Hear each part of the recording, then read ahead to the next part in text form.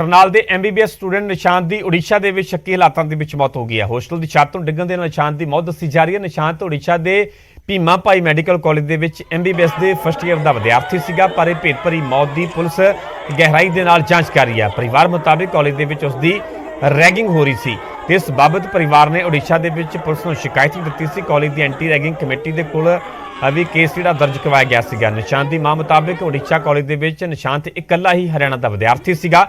ਉਸ ਨੂੰ ਨਾ ਤਾਂ ਲੋਕਲ ਲੈਂਗੁਏਜ ਆਉਂਦੀ ਸੀ ਤੇ ਨਾ ਹੀ ਉਹ ਉੱਥੇ ਕਿਸੇ ਨੂੰ ਜਾਣਦਾ ਸੀਗਾ। ਪਰਿਵਾਰ ਨੇ ਪ੍ਰਧਾਨ ਮੰਤਰੀ ਨੂੰ ਅਪੀਲ ਕੀਤੀ ਹੈ ਕਿ ਅਜਿਹੇ ਲੋਕਾਂ ਦੇ ਖਿਲਾਫ ਕਾਰਵਾਈ ਹੋਣੀ ਚਾਹੀਦੀ ਹੈ। ਪਰਿਵਾਰ ਨੇ ਕਾਲਜ ਮੈਨੇਜਮੈਂਟ ਦੇ ਖਿਲਾਫ ਵੀ ਕਾਰਵਾਈ ਮੰਗੀ है।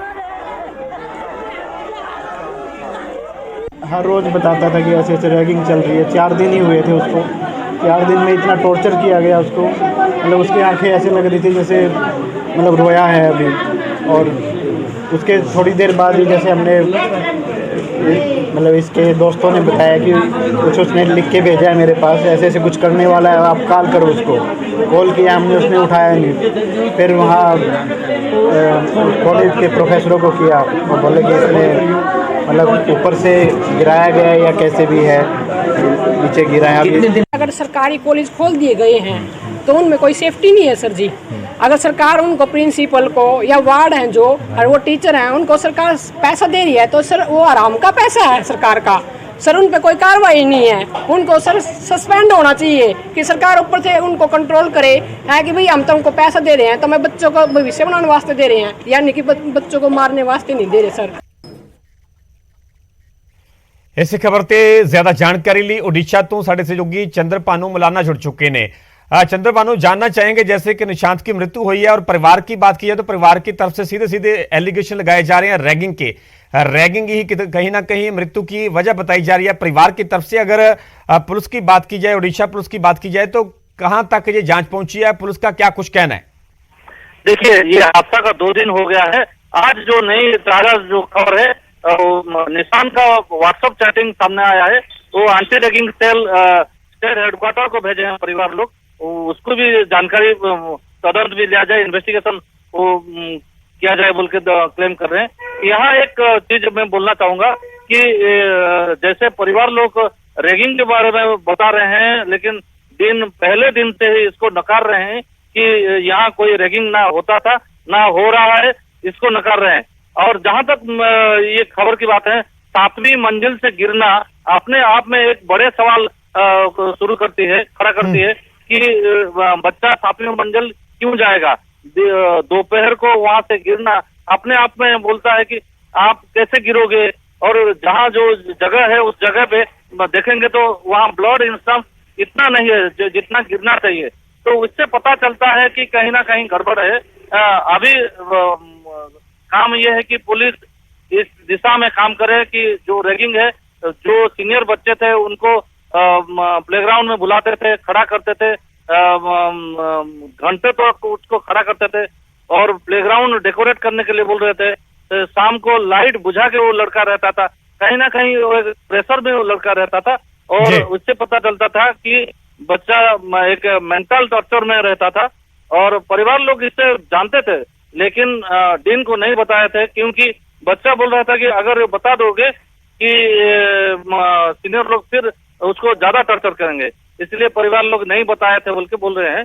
लेकिन अभी देखना है कि ये टॉर्चर के मामले में पुलिस कहां तक इन्वेस्टिगेशन लेती है। चंद्रभानु, अगर बात की जाए लोकल पुलिस की तो लोकल पुलिस की तरफ से रैगिंग के एंगल से भी जांच की जा रही है। अगर कॉलेज की बात की जाए तो कॉलेज का क्या कहना है इन एलिगेशन पर? पुलिस की जो ये है FIR जो हुआ है रैगिंग के मामले में ही सेक्शन में ही उसको FIR दायर किया गया है। FIR कल रात को 8 से 9 बजे के अंदर हुआ है और आज जैसे कि कॉलेज छुट्टी है तो उसके दिशा में इन्वेस्टिगेशन शुरू नहीं हुआ है। लेकिन जहां तक दिन की बात है, दिन पहले दिन से भी आज भी हमारी बात हुई थी दिन से, लेकिन दिन वो नकार रहे हैं कि यहाँ कोई रैगिंग नहीं हो रहा था। जो होता था सीनियर और जूनियर में वो एक आपसी भाव विनिमय या बातचीत होता था, उसे आप रैगिंग बोल के नहीं बोल सकते हैं और रोक टोक मना कर रहे हैं। तो इससे पता चलता है कि एक नकारना मनोभाव है इनका। अभी तक रैगिंग के दिशा में वो मानने के लिए तैयार ही नहीं है कि बच्चा रैगिंग के लिए ही जान गंवा दिया है। ਠੀਕ ਹੈ ਚੰਦਰਪਾਨੂ, ਫਿਲਹਾਲ ਦੀ ਪੂਰੀ ਜਾਣਕਾਰੀ ਤੁਹਾਡਾ ਬਹੁਤ ਬਹੁਤ ਧੰਨਵਾਦ। ਸੋ ਉੜੀਸਾ ਤੋਂ ਸਾਡੇ ਸਹਿਯੋਗੀ ਚੰਦਰਪਾਨੂ ਮਲਾਨਾ ਵਿਸਥਾਰ ਦੇ ਨਾਲ ਪੂਰੇ ਮਾਮਲੇ ਬਾਰੇ ਜਾਣਕਾਰੀ ਦੇ ਸਨ। ਦਰਅਸਲ ਕਰਨਾਲ ਦੇ MBBS ਵਿਦਿਆਰਥੀ ਨਿਸ਼ਾਨ ਦੀ ਉੜੀਸਾ ਦੇ ਵਿੱਚ ਸ਼ੱਕੀ ਹਾਲਾਤਾਂ ਦੇ ਵਿੱਚ ਮੌਤ ਹੋਈ ਹੈ। ਹੋਸਟਲ ਦੀ ਛੱਤ ਤੋਂ ਡਿੱਗਣ ਦੇ ਨਿਸ਼ਾਨ ਦੀ ਮੌਤ ਦੱਸੀ ਜਾ ਰਹੀ ਹੈ, ਪਰ ਪਰਿਵਾਰ ਦੇ ਸਿੱਧੇ ਤੌਰ ਤੇ ਰੈਗਿੰਗ ਦੇ ਐਲੀਗੇਸ਼ਨ ਲਗਾਏ ਜਾ ਰਹੇ ਨੇ, ਰੈਗਿੰਗ ਦੇ ਇਲਜ਼ਾਮ ਲਗਾਏ ਜਾ ਰਹੇ ਨੇ। ਹਾਲਾਂਕਿ ਉੜੀਸਾ ਦੀ ਪੁਲਿਸ ਦੇ ਵੱਲੋਂ ਰੈਗਿੰਗ ਦੇ ਐਂਗਲ ਤੋਂ ਹੀ FIR ਵੀ ਦਰਜ ਕੀਤੀ ਗਈ ਹੈ। ਹਾਲਾਂਕਿ ਜਾਂਚ ਤੋਂ ਬਾਅਦ ਹੀ ਸਾਫ਼ ਹੋਵੇਗਾ ਕਿ ਅਸਲ ਦੇ ਵਿੱਚ ਮੌਤ ਦੀ ਵਜ੍ਹਾ ਕੀ ਰਹੀ। रुख करते हैं अगली खबर का। अटारी बॉर्डर ते नशे की वड्डी खेप बरामद हुई है। 5 नहीं 10 नहीं पूरे 102 किलो हैरोइन बरामद की गई है। हैरोइन अफगानिस्तान तो आए मलट्ठी के ट्रक दे विच लिजाई जा रही सी। अफगानिस्तान तो दिल्ली मलट्ठी च मिली हैरोइन, एक्सरे मशीन के जरिए फड़ी हैरोइन। छोटे छोटे लक्कड़ के टुकड़े ते टुकड़ियां दे विच हैरोइन। जी हाँ, हैरोइन भी कोई छोटी मोटी नहीं, सगों 102 किलो मतलब 700 करोड़ की हैरोइन जो गुआंढी मुल्कों आई है।